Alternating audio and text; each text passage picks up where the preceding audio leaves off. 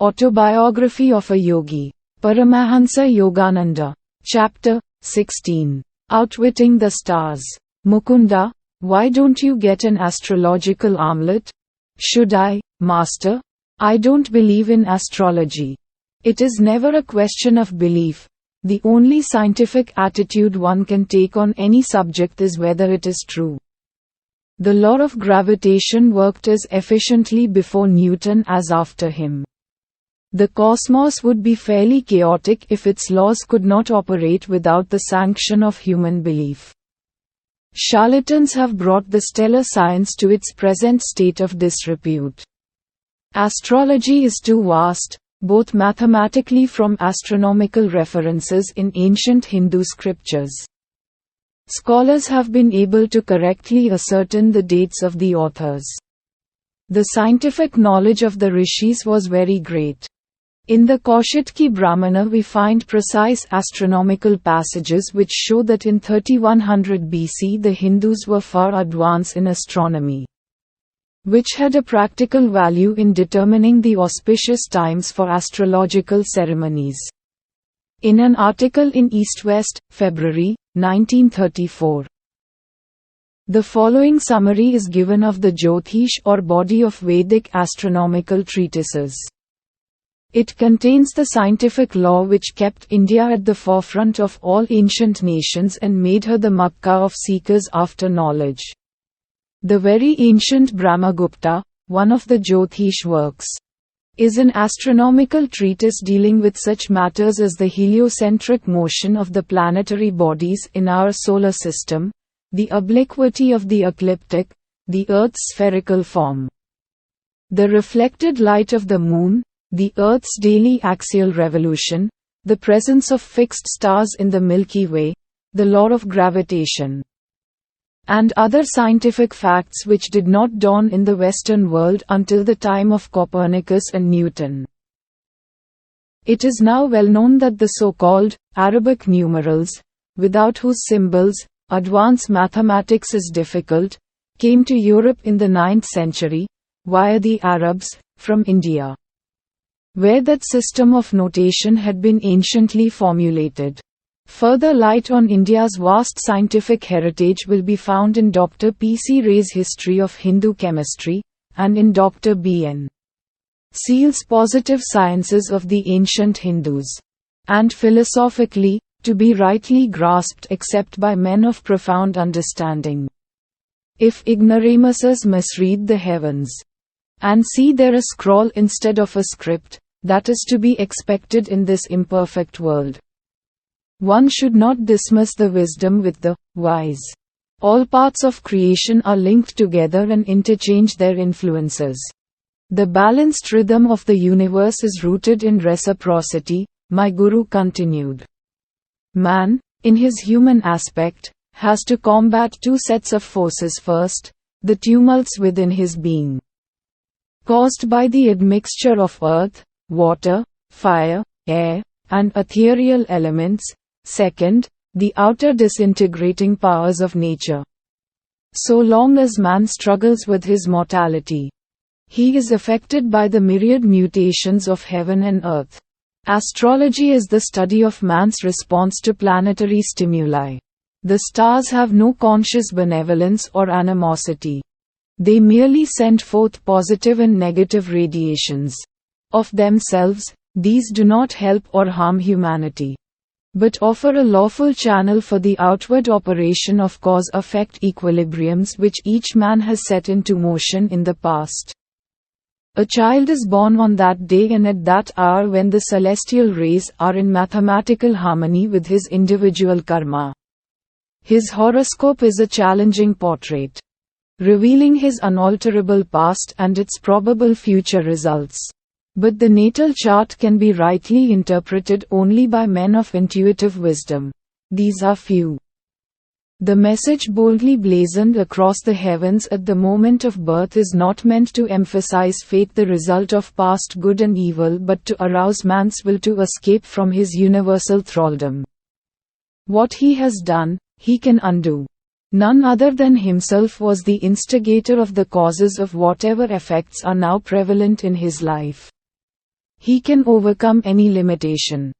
Because he created it by his own actions in the first place, and because he has spiritual resources which are not subject to planetary pressure. Superstitious awe of astrology makes one an automaton, slavishly dependent on mechanical guidance.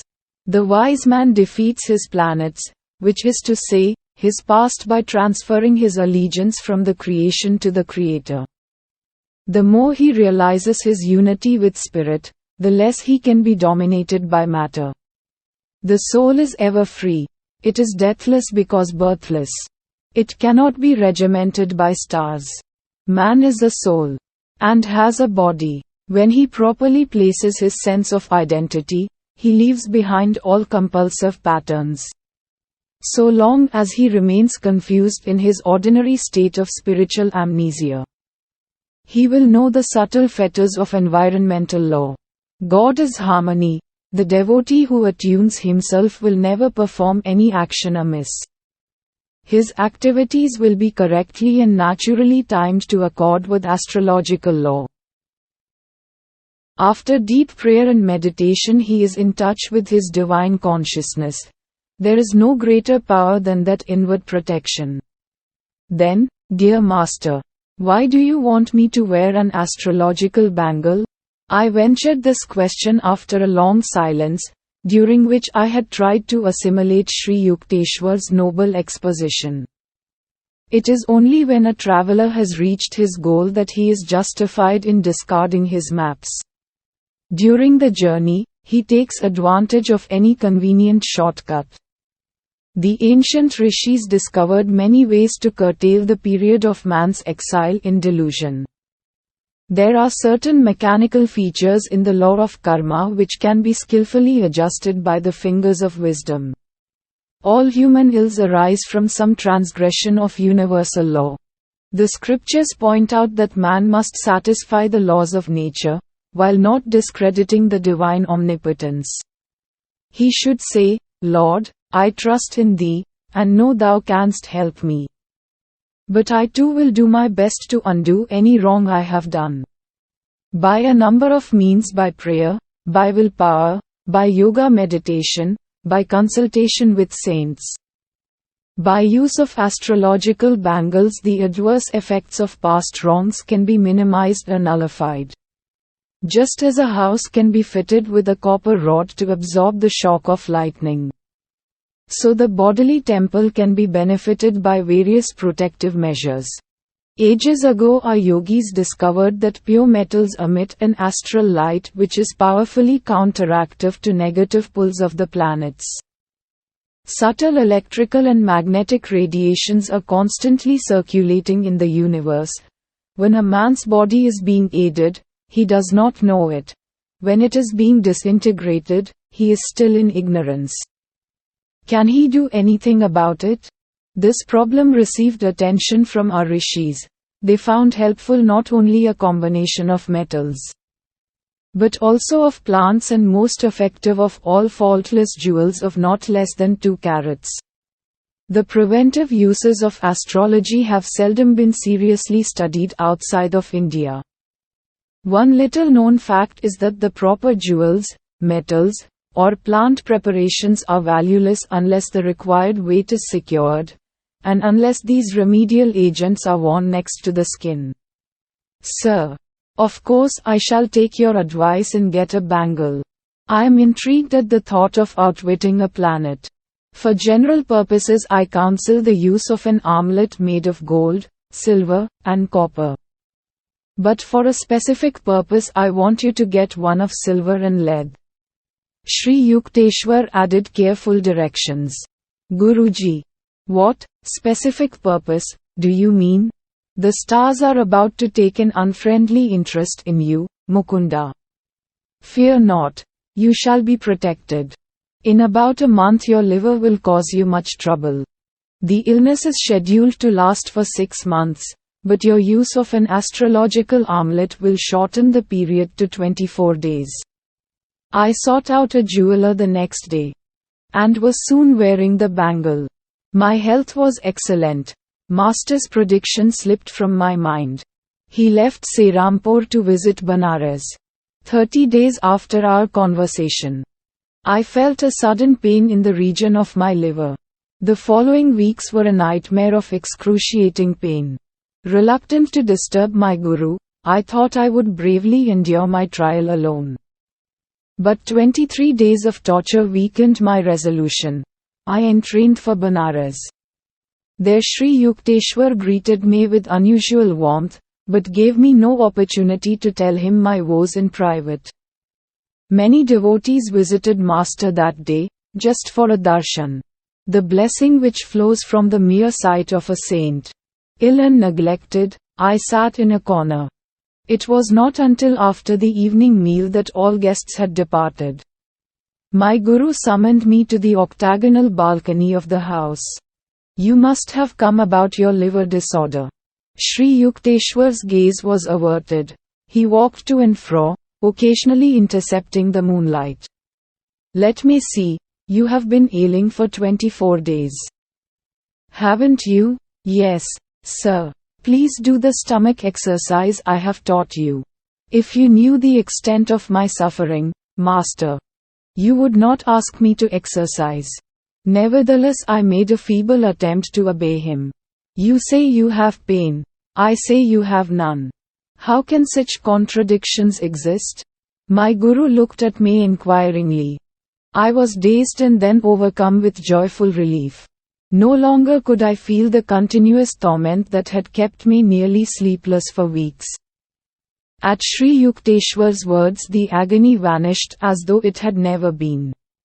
I started to kneel at his feet in gratitude, but he quickly prevented me.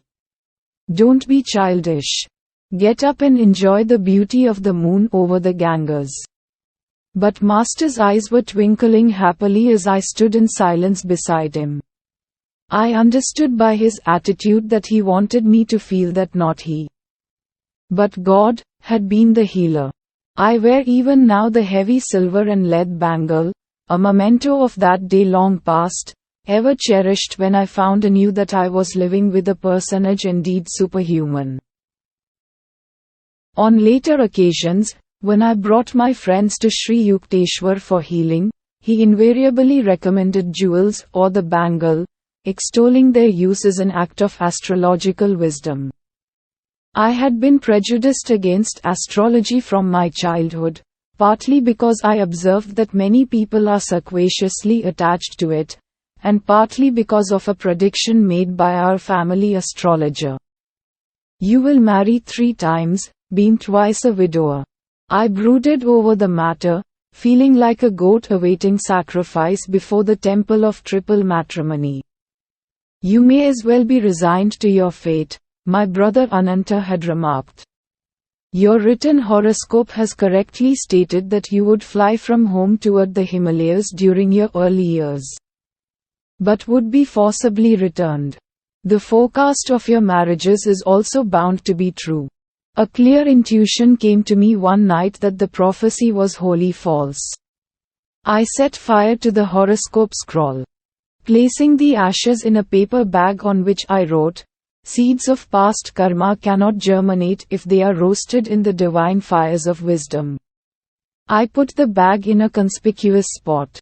Ananta immediately read my defiant comment.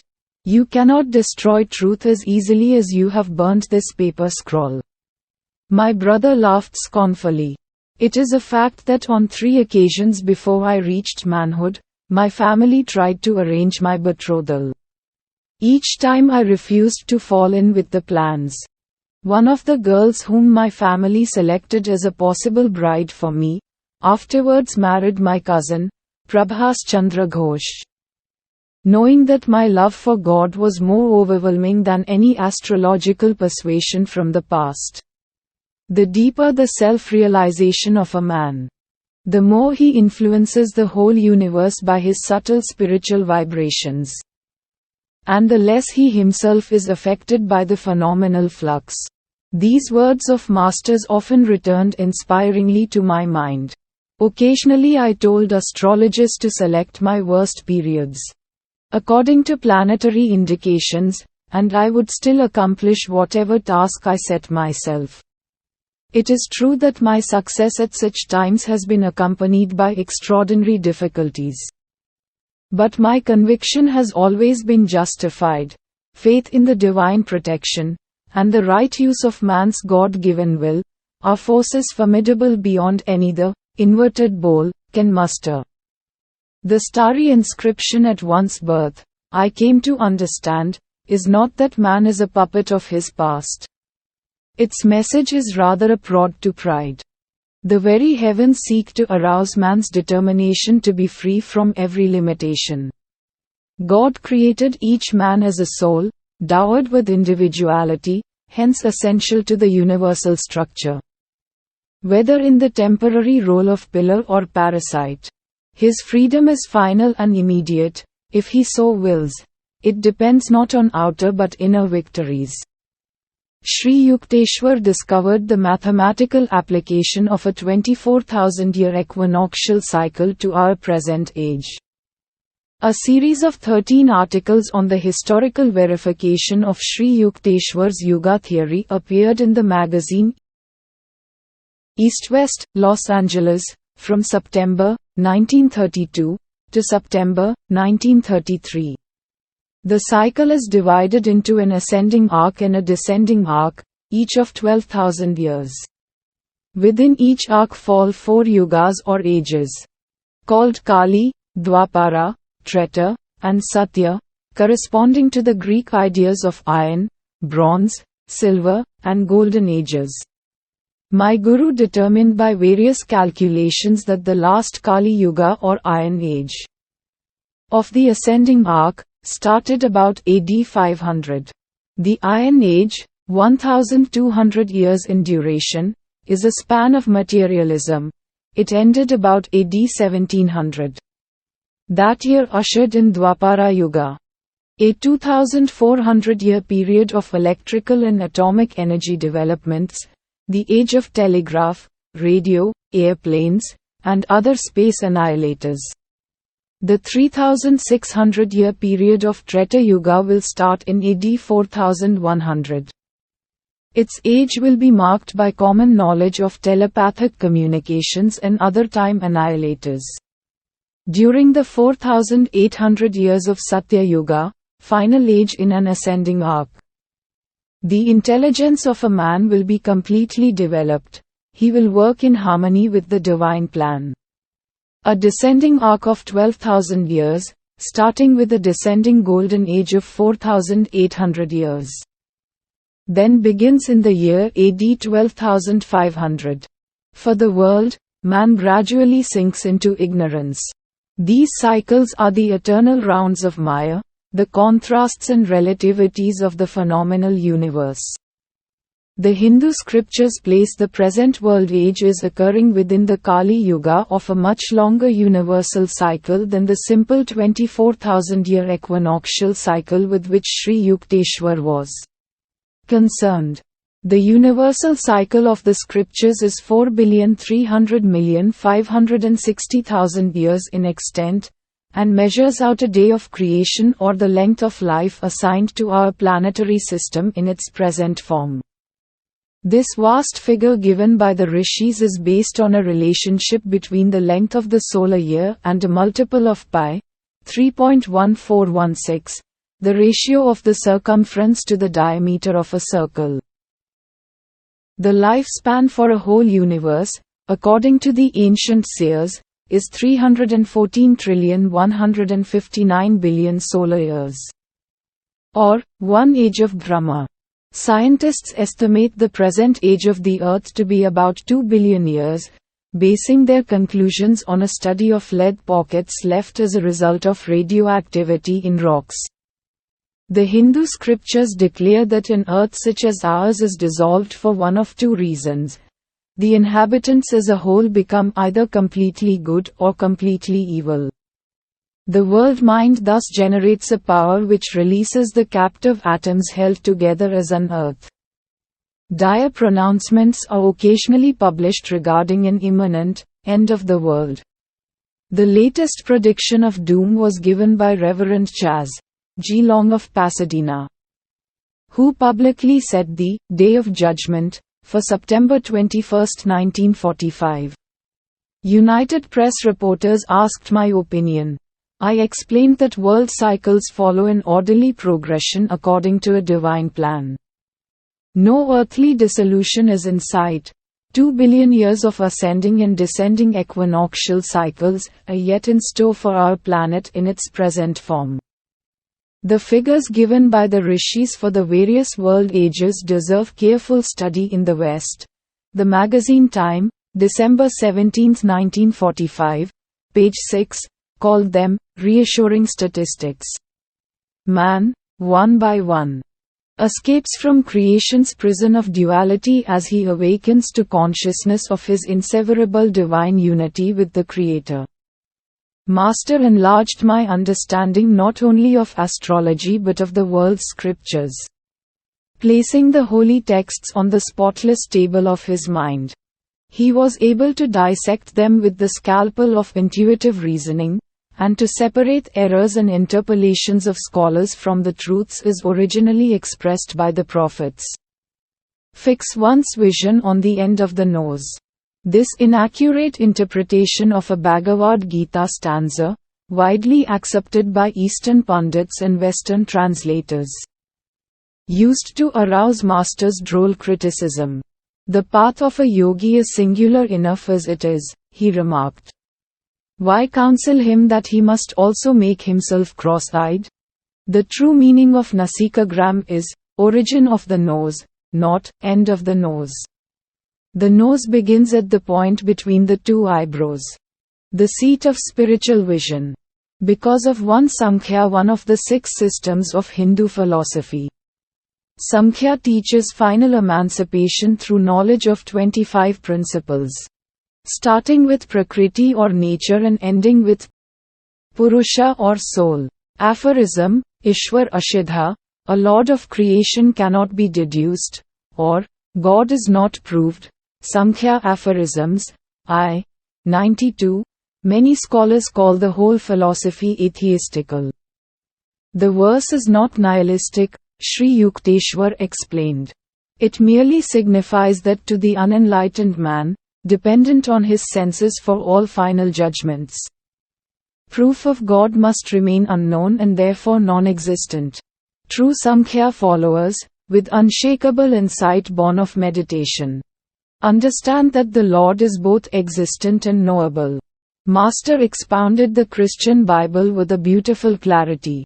It was from my Hindu guru, unknown to the roll call of Christian membership, that I learned to perceive the deathless essence of the Bible, and to understand the truth in Christ's assertion, surely the most thrillingly intransigent ever uttered.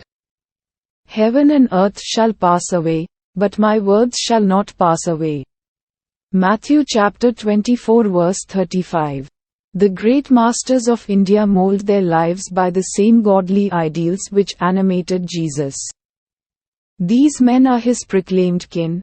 Whosoever shall do the will of my Father which is in heaven, the same is my brother, and sister, and mother.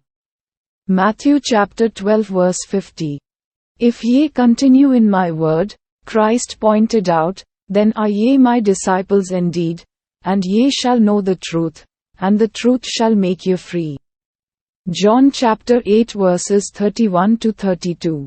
Saint John testified, but as many as received him, to them gave he power to become the sons of God, even to them that believe on his name, even to them who are established in the Christ consciousness.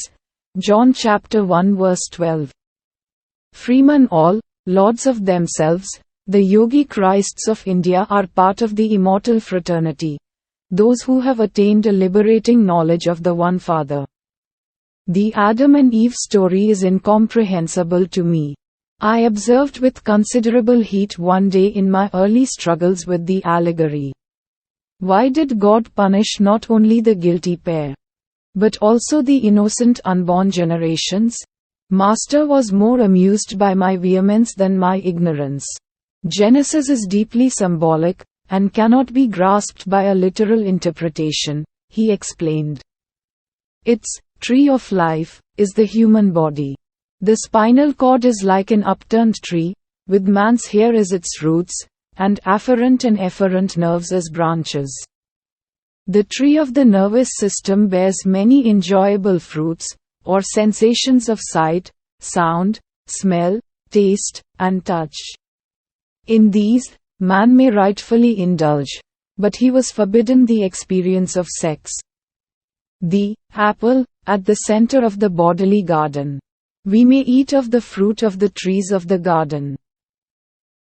But of the fruit of the tree which is in the midst of the garden, God hath said, Ye shall not eat of it, neither shall ye touch it, lest ye die. Genesis chapter 3 verses 2-3. The serpent represents the coiled-up spinal energy which stimulates the sex nerves. Adam is reason, and Eve is feeling. When the emotion or Eve consciousness in any human being is overpowered by the sex impulse, his reason or Adam also succumbs. The woman whom thou gavest to be with me, she gave me of the tree. And I did eat. The woman said, The serpent beguiled me, and I did eat. Genesis 3, verse 12 and 13. God created the human species by materializing the bodies of man and woman through the force of His will. He endowed the new species with the power to create children in a similar, immaculate, or divine manner. So God created man in His own image, in the image of God created He him. Male and female created He them. And God blessed them, and God said unto them, Be fruitful and multiply, and replenish the earth, and subdue it. Genesis 1, verse 27-28. Because His manifestation in the individualized soul had hitherto been limited to animals, instinct-bound and lacking the potentialities of full reason, God made the first human bodies, symbolically called Adam and Eve. To these, for advantageous upward evolution, He transferred the souls or divine essence of two animals. And the Lord God formed man of the dust of the ground, and breathed into his nostrils the breath of life, and man became a living soul. Genesis 2, verse 7. In Adam or man, reason predominated, in Eve or woman, feeling was ascendant. Thus was expressed the duality or polarity which underlies the phenomenal worlds. Reason and feeling remain in a heaven of cooperative joy so long as the human mind is not tricked by the serpentine energy of animal propensities. The human body was therefore not solely a result of evolution from beasts, but was produced by an act of special creation by God. The animal forms were too crude to express full divinity. The human being was uniquely given a tremendous mental capacity, the thousand-petaled lotus of the brain, as well as acutely awakened occult centers in the spine. God, or the divine consciousness present within the first created pair, counseled them to enjoy all human sensibilities, but not to put their concentration on touch sensations. Now the serpent, sex force, was more subtle than any beast of the field, any other sense of the body. Genesis 3, verse 1. These were banned in order to avoid the development of the sex organs, which would enmesh humanity in the inferior animal method of propagation. The warning not to revive subconsciously present bestial memories was not heeded. Resuming the way of brute procreation, Adam and Eve fell from the state of heavenly joy natural to the original perfect man. Knowledge of good and evil refers to the cosmic dualistic compulsion. Falling under the sway of Maya through misuse of his feeling and reason, or even Adam consciousness, man relinquishes his right to enter the heavenly garden of divine self-sufficiency. And the Lord God planted a garden eastward in Eden, and there He put the man whom He had formed. Genesis 2 verse 8. Therefore the Lord God sent him forth from the Garden of Eden, to till the ground from whence he was taken. Genesis 3 verse 23. The divine man first made by God had his consciousness centered in the omnipotent single eye in the forehead, eastward. The all-creative powers of his will, focused at that spot, were lost to man when he began to till the ground of his physical nature. The personal responsibility of every human being is to restore his parents, or dual nature to a unified harmony or Eden. As Sri Yukteswar ended his discourse, I glanced with new respect at the pages of Genesis. "Dear Master," I said, "for the first time I feel a proper filial obligation toward Adam and Eve.